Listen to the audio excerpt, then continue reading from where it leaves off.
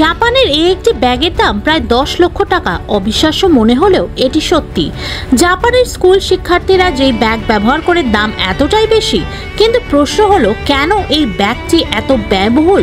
সাধারণ ব্যাগের মতো দেখতে মনে হলেও এটি শুধু বই বহনের জন্য নয়, বরং এটিকে বাচ্চাদের নিরাপত্তার জন্য বিশেষভাবে ডিজাইন করা হয়েছে। এই ব্যাগকে বলা হয় রেইনসো ব্যাগ বা জাপানের প্রথম শ্রেণী থেকে ষষ্ঠ শ্রেণী অবধি পড়ুয়া সকল ছাত্রছাত্রীর জন্য ব্যবহার বাধ্যতামূলক। এই ব্যাগটি শুধুমাত্র টেকসই বা স্টাইলিশ নয়, এটি একটি প্রতিরক্ষামূলক গিয়ার হিসাবেও কাজ করে।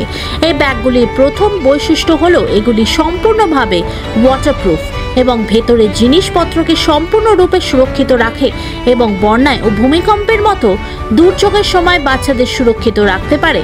যদি স্কুলে ভূমিকম্প বা কোনো রকমের প্রাকৃতিক দুর্যোগ ঘটে, তখন এই ব্যাগটি বাচ্চাদের মাথাকেও সুরক্ষিত রাখতে পারে।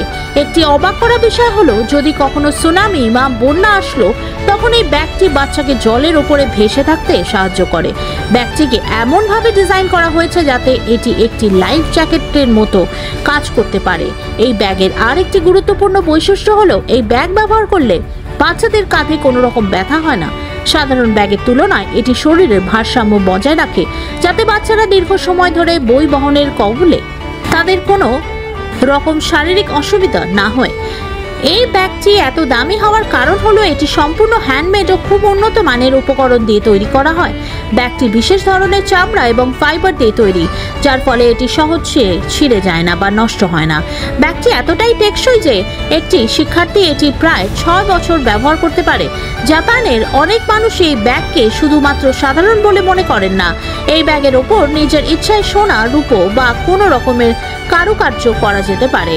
অনেকে এই ব্যাগকে প্রতিরক্ষামূলক উপকরণ হিসেবে ব্যবহার করেন।